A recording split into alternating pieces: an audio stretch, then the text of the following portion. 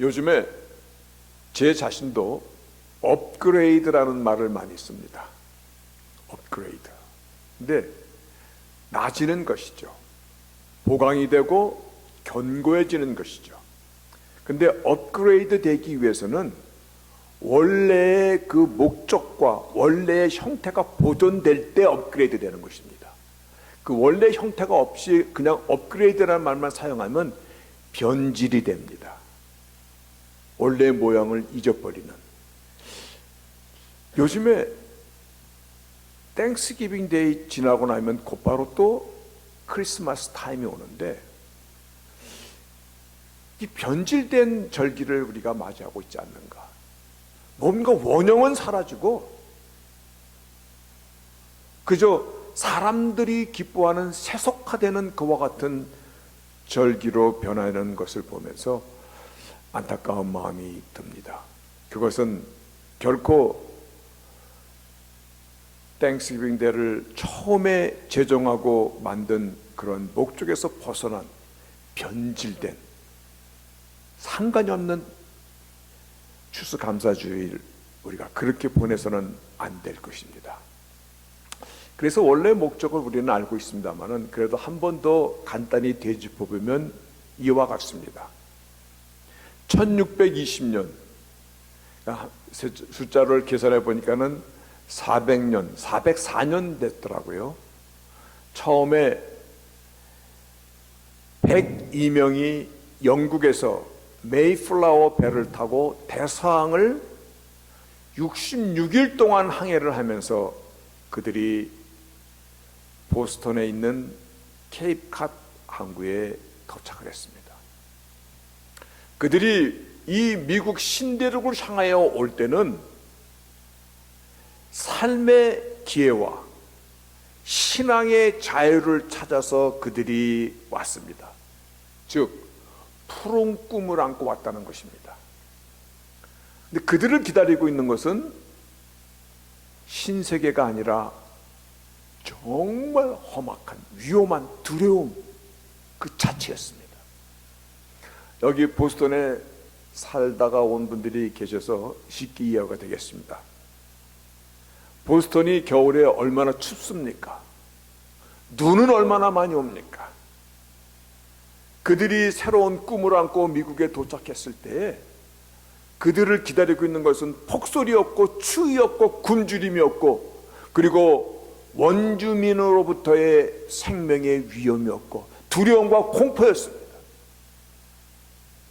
그들은 밖을 나갈 수도 없었고, 그래서 죽지 않고 살아남기 위해서 플랜테이션, 즉 통나무로 성체 같은 것을 쭉 담을 둘러싸고 그 안에서 얼기설기 집을 짓고 그 안에서 밭을 일구면서 살아야 했던 그와 같은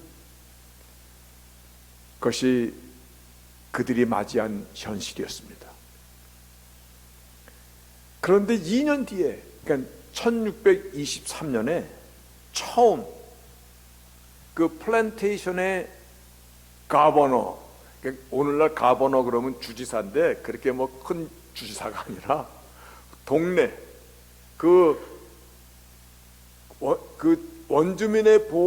원주민을 피해서 지은 그 성체 내에 있는 플랜테이션에 있는 그 자치단체에서 리더를 세운, 그때 그분의 이름이 역사에 남아있죠. 브래드포드라는. 그러나 일단은 초대 가버너입니다. 1623년 처음 죽지 않았음을 감사하며 드린 감사 예배가 오늘날 땡스기빙 데이 시작이 됐습니다. 그때 그들이 이렇게 기도했습니다. 높으신 그 하나님 아버지로부터 풍성한 수확을 거뒀습니다. 옥수수, 밀, 그리고 피, 녹두요, 그리고 이렇게 들에서 재배하는 호박, 펌킨, 숲속에서 얻을 수 있는 야생 터키, 또 해안가에서 걷어들일 수 있었던 조개 혹은 물고기, 이런 것을 하나님 풍성히 주셨습니다. 그리고 야만인의 습격으로부터 살아났습니다. 풍토병과 질병으로부터 죽지 않았습니다. 그러면서 그때 그 기도문에 이 대목이 들어갑니다. 양심의 의지에 따라 자유롭게 예수 그리스도의 이름을 부르며 하나님께 예배 드릴 수 있도록 하셨습니다. 그래서 그때 그 영어에 든 그 내용이 for rendering, 아주 정말 깊이 심사숙고해서 지금 쓰는 그 말이죠. for rendering thanksgiving to the Almighty God, 전능하신 그 하나님, 그 하나님께서 all His blessing, 하나님의 모든 축복을 다하여 주셨습니다. 역경 속에서도 예배드리며 특히 예수 그리스도를 진실로 믿을 수 있는 믿음의 자유에 대한 감사를 드렸음을 기억하면서 그들이 드렸던 이 땡스기빙 데이의 유래입니다. 2024년도 우리가 감사주의를 바르게 업그레이드 할 수 있기를 바랍니다.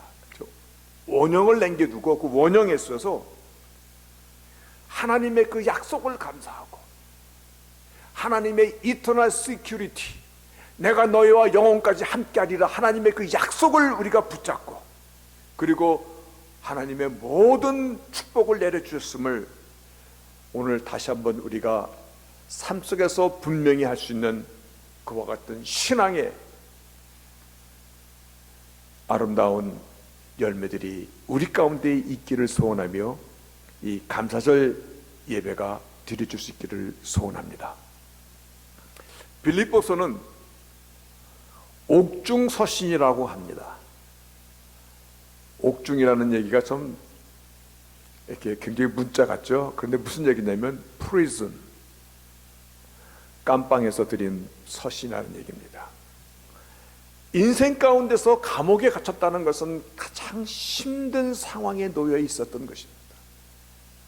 어둠 가운데, 절망 가운데, 그리고 어둠 침침한 가운데서 그 지하 감옥에서 그때 사도 바울이 빌립보 교회와 교인들에게 보낸 서신인데, 인생의 가장 힘든 시간에 보낸 서신이면 어떤 내용들이 주로 기록되어질 것 같아요?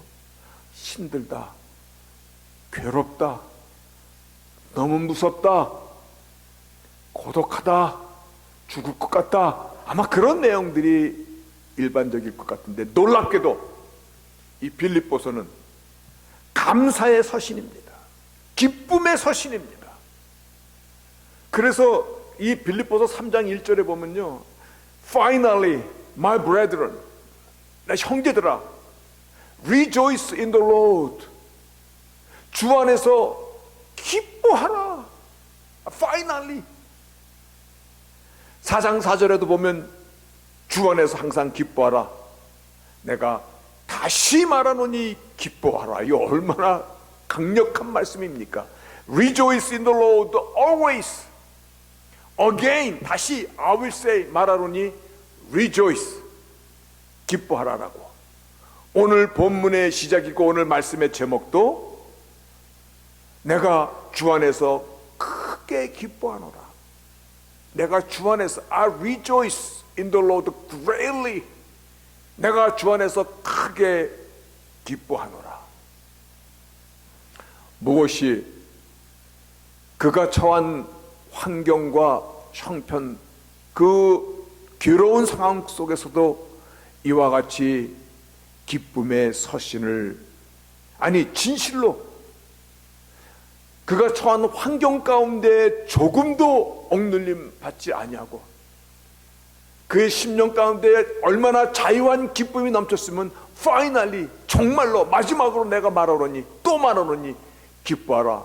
오늘 본문 시작도 내가 크게 기뻐하는 것은 라고 말씀을 시작하고 있는 것일까? 여기서 사도 바울은 이렇게 말합니다. 이렇게 말씀합니다.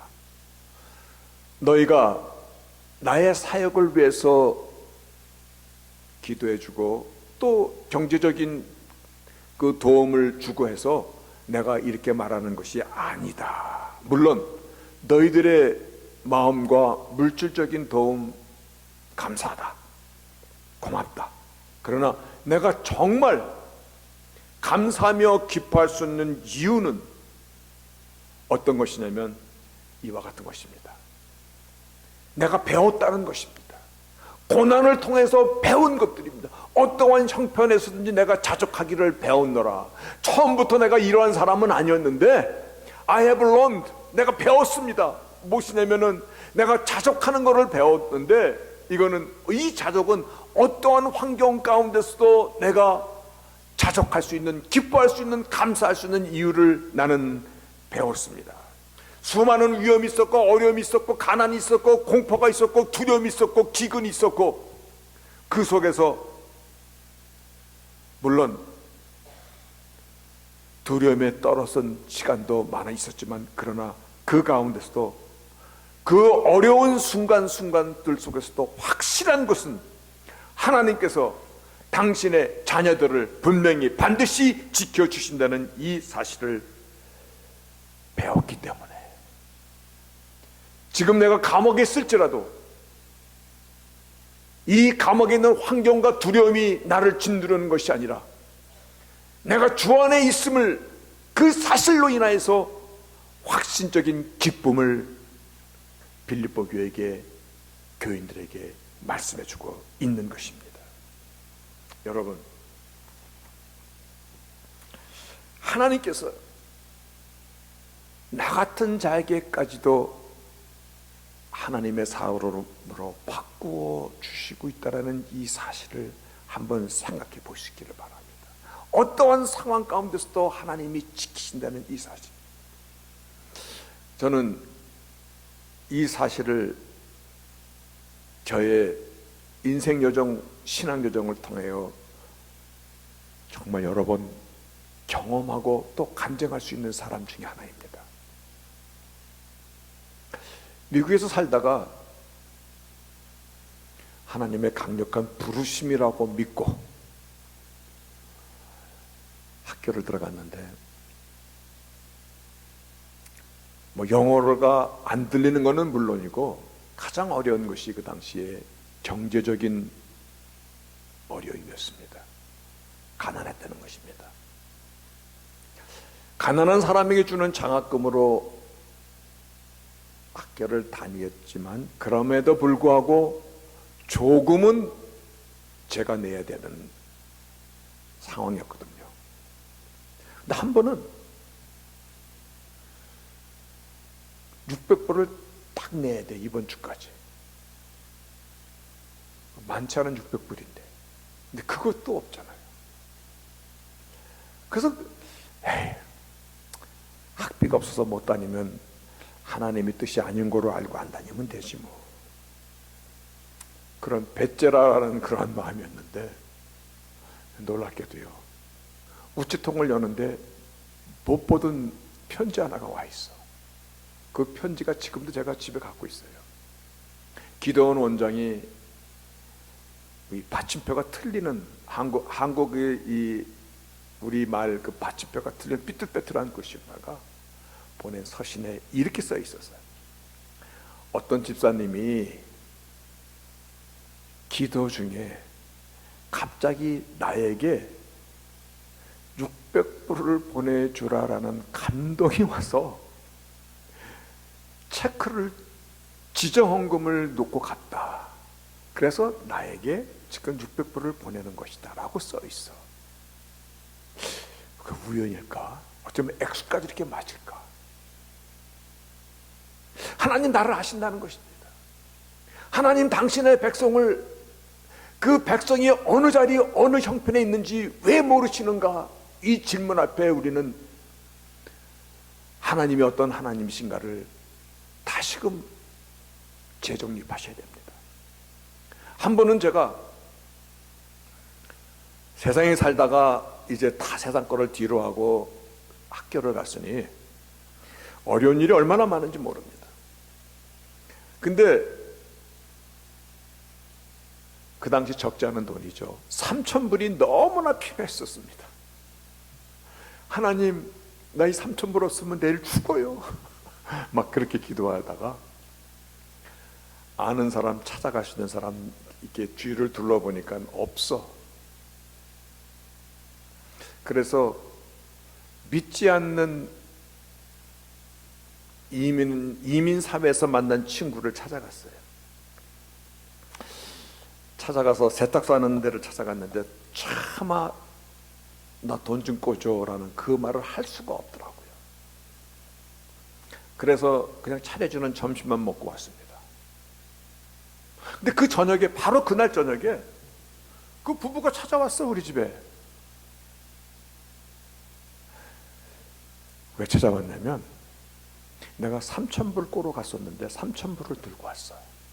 이거 이번 주말에 갯돈 낼 돈인데 자기네가 이런 생각이 들더래. 저 사람이 우리 집에 그냥 찾아올 리가 없는데 왜 찾아왔지? 이 생각을 하는데 아마 돈이 필요해서 왔는가 봐. 그 믿지 않는 사람이에요. 저는 그때 그 3,000불을 받아들고 무슨 생각이 드냐면, 엘리야를 먹여주셨던, 까마귀를 통하여서 떡과 물을 공급했던 그 여호와 하나님은 오늘도 동일한 하나님이시다. 하나님 우리를 아시는 거예요. 사도 바울은 바로 이거를 나는 배웠노라. I have learned. 무엇을 자적할 수 있는 것을, 어떠한 상황 가운데서도 내가 자적할 수 있는, 왜냐하면 하나님께서 나를 아시기 때문에, 당신의 자녀를 보호하시는 사실을 알았기 때문에. 그 뒤에 저도 간증할 수 있는 것이, 고통의 순간은 무의미하게 지나가는 것 아닙니다. 내가 가난했던 그 시간들은요, 그냥 가난으로 그냥 지나가는 시간이 아니라 내가 배우는 시간이라는 것을. 직장을 구할 수 없어서 구인의 구직난을 보면서 아침에 출근하는 자들을 부러워했던 나도, 그러다가 내가 직장을 얻으면 그것이 맥도날드이든 버거킹이든 제일 싸게 주는 그러한 잡일지라도 일할 수 있는 것이 얼마나 감사하고, 나에게 준 직장이 얼마나 고마운 것인가를 알고 책임과 성실을 다할 수 있는 그와 같은 사람으로 내가 I have learned to be content입니다. 자족할 수 있는 것으로 내가 배워가는 것입니다. 인생은 그와 같은 것입니다. 눈물 젖은 빵을 먹어보지 않은 사람이 눈물 젖은 빵의 맛을 어찌 알 수가 있겠는가. 아마 여러분의 삶 속에서도 저와 같은 간증은 수도 없이 많을 것입니다. 어쩌면 인식하지 못하는 순간에 지나갔을 수도 있을 것이고, 까마귀가 물어주는 떡과 그 고기로 연명했던 선지자 엘리야, 역사 속에만 존재하는 것이 아니라 오늘날도 하나님께서는 당신의 자녀들에게, 그래서 사도 바울은 내가 다시 말하노니 기뻐하라, finally 기뻐하라. 그래서 이러한 환경과 이러한 하나님의 손길을 경험하면서 그가의 고백은 오늘 본문에 나오는 말씀이죠. 내가 비천에 처할 줄도 알고 풍부에 처할 줄도 알아. 모든 일에 배부르며 배고픔과 풍부와 궁핍에도 일체의 비결을 배웠노라. 어떠한 상황 속에서도 내가 자적할 수 있는 것을 배웠고 또 배웠노라. 비결을 배웠노라. 비결이 뭐냐면, 내가 모든 일에 감사할 수 있고, 내가 지금 처한 어려운 환경 가운데서도 기쁨을 잃지 않을 수 있는 그 비결이 뭐냐면, 내게 능력 주시는 자 안에서 내가 모든 것을 할 수 있느니라. I can do all through him. 여기 through 힘이 누구예요? 예수 안에서 나는 모든 것을 할 수 있느니라. 그 예수님께서, 그분께서 who gives me strength, 힘을 주시기에, 능력을 주시기에 그래서 지난주에 데살로니가 전서에 있는 말씀 속에 항상 기뻐하라, 쉬지 말고 기도하라, 범사에 감사하라, 이것이 in him, through him, 예수 안에 있는 너희를 향한 하나님의 뜻이니라. 어떻게 모든 형편 가운데서, 어떠한 처지 가운데서도 기뻐할 수 있습니까? 그것의 비결은, 비밀은 내가 예수 안에 있기 때문에, 그분이 나의 능력이시기 때문에, 그분이 나로 하여금 견딜 수 있는 힘을 주시기 때문에, 공급하기 때문에. 여러분, 지금 내가 인생에 아주 어려운, 마치 사망의 음침한 골짜기와 같은 곳을 지날지라도 변하지 않는 것은 하나님의 사랑은 변하지 않습니다.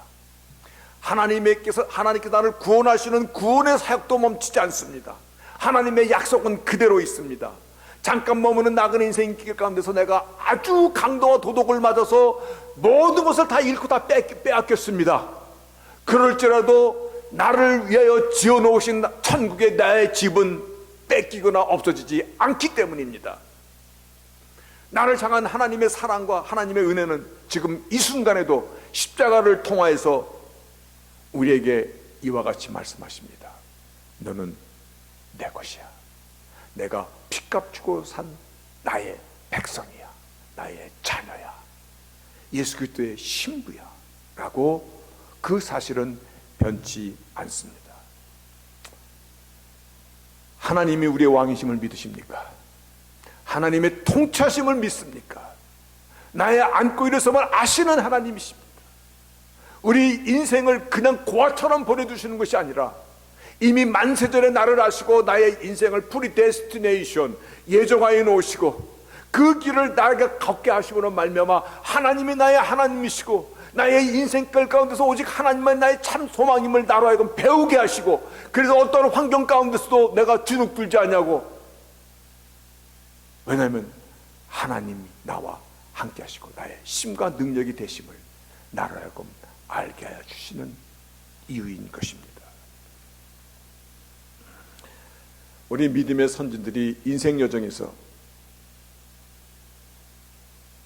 제가 만난 하나님, 나를 도와주신 하나님, 여러분이 만난 하나님, 여러분의 인생을 여기까지 도와주시니까 하나님, 그 하나님을 그들도 만나면서 그들이 시편을 통하여서 말씀을 남기고 찬양했던 그 내용들이 시편 2편부터 150편까지인데 그 중에서 그냥 한 편만 소개하면 시편 18편입니다.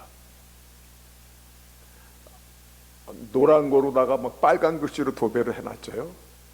이거는 강조입니다. 나의 힘이 되신 여호와여, 내가 주를 사랑하나이다. 여호와는 나의 반석이시요 나의 요새시요 나를 건지시는 자시요 나의 하나님이시요 나의 피할 바위시요 나의 방패시요 나의 구원의 뿌리시요 나의 산성이시로다. 그 하나님, 나를 지키시는 그 하나님을 한 단어로 표현할 수 없어서 그분은 나의 반석이시고 Lord is my rock, is my fortress, 나의 성체라는 얘기잖아요. My deliverer, 내가 어떤 환경이 있든 간에 나를 구원하시는 하나님이시고 그분은 My God, My rock. 오늘 이 말을 시편 95편에 있는 말씀을 여러 번 나누네요. 그 하나님은 나의 하나님이시고 그 하나님은 나의 목자가 되시고 나는 하나님이 기르시는 양이고 하나님의 백성임을. 여러분, 이 막대기 반도 못한 나를 이처럼 사랑하시고 은혜를 베푸시고 나그네 인생 여정을, 이 험한 인생 여정을 살아갈 수 있도록 나에게 힘이 되시고 나의 의가 되시고 나를 지키시는 그분이 전능하신 하늘과 땅을 지으신 하나님이십니다. 오늘 우리가 교동문으로 나눈 그 말씀에 보면 저는 감동이 오는 그 대목 가운데 하나님께서 물 위에 땅을 세우셨나이다. 여러분, 이 지구가 물 위에서 땅이 있는 거 아시죠? 물이 70%고 땅이 30%입니다. 땅 위에 물이 있는 것이 아니라 물 위에 땅이 있는 것인데, 이 물 속에 얼마나 많은 생명체들이 살아가고 있는지, 이 물 속이 인류가 마지막 끝까지 사용할 수 있는 모든 자원과 모든 음식들이 거기에 다 있는 것입니다. 물 위에 땅을 세우셨나이다. 그 인자심이 영원함이로다 라고 시편의 기자가 고백한 걸 보고, 옛날에는 지구가 네모나다고 생각하고 어떻게 땅 위에 물이 있는 것이지 물 위에 땅이 있어라고 그렇게 반론했던 적도 있는데, 2000, 3000년 전에 이 사실을 고백했을까? 여러분, 나에게 힘을 주시는 그 하나님의 능력으로 인하여 어떤 일 속에서도 우리의 마음을 뺏기지 않냐고 기뻐할 수 있고 감사할 수 있는, 이것이 일체의 비결입니다. 오직 예수가 나의 능이 되시고 오직 그분이 나의 삶의 주관자이시기 때문에 그러합니다. 처음에 업그레이드라는 말을 사용했습니다. 본질이 있어야지 업그레이드가 되는 것인데, 이 본용조차도 없어져 버리면은 변질이 되는 것이거든요. 이 땡스기빙 데이, 살아있음에 대한 감사이고 신앙의 자유에 감사인데, 이 신앙의 자유는 아무거나 믿는 그 자유가 아니라 마음껏 예수 그리스도를 믿는 그 믿음의 자유를 의미하는 것이거든요. 그래서 그들을 필그리머, 그들을 프로테스탄트 청교도인이라고 이렇게 얘기하는 것이거든요. 오늘 우리가 기억해야 될 내용입니다. 오늘 이 기억해야 될 그 내용은요, 이 시대가 얼마나 변질된 복음 가운데 가고 있는지, 다른 복음을 전하고 있는지, 감사주일이나 또 앞으로 우리가 만나게 될 크리스마스, 원형은 사라지고 오직 껍질과 형식과 겉모양과 겉은 더 화려해지고 겉은 더 멋있어지지만, 그러나 본질을 잊어버리는 변질된 그러한 것, 성경에서는 갈라디아 교회를 통해서 different gospel, 다른 복음이라고, 이단이라는 얘기죠. 우리가 특별히 주의해야 될 것입니다. 다시 한번 얘기합니다. 이 감사주일은 무엇보다도 살아있음과 함께 신앙의 자유입니다. 그래서 이 미국의 헌법에도 Freedom of Religion이라는 것은 아무거나 믿어도 된다라는 그런 자유가 아니라, 오직 성경을 지키며 예수 그리스도를 마음껏 믿을 수 있는 그 자유를 찾아 그들이 목숨을 걸고 이 신대륙에 온 것이거든요. 처음에 메이플라워를 타고 이 땅에 도착한 사람이 102명입니다. 첫 해 겨울을 남기면서 얼마나 많이 죽었냐면 딱 절반 56명이 죽었습니다. 두 사람 중에 한 명이 죽었다는 것입니다. 다시 말하여, 그때 가족들이 와서 슬픔을 당하지 않는 가족이 한 가정도 없을 정도로 열악하고 힘들고 무섭고 두려운 상황이었다는 것입니다. 그들이 찾고자 했던 것이 마음껏 예수 믿는 그 자유였음을, 그 자유를 그들이 처음 감사절 유래로 경배하며 예배를 드리며 감사의 제단을 이렇게 쌓아놓고, 하나님께서 이와 같은 일을 우리에게 주셨습니다 라고 고백할 수 있었음을 우리는 함께 기억하셔야 될 것입니다. 여러분, 오늘날 지뢰가 너무 많습니다. 정말 발 한번 잘못 디디면 발목이 날아가고 목숨을 잃을 수 있는 그러한 영적인 도전이 정말 많은 때입니다.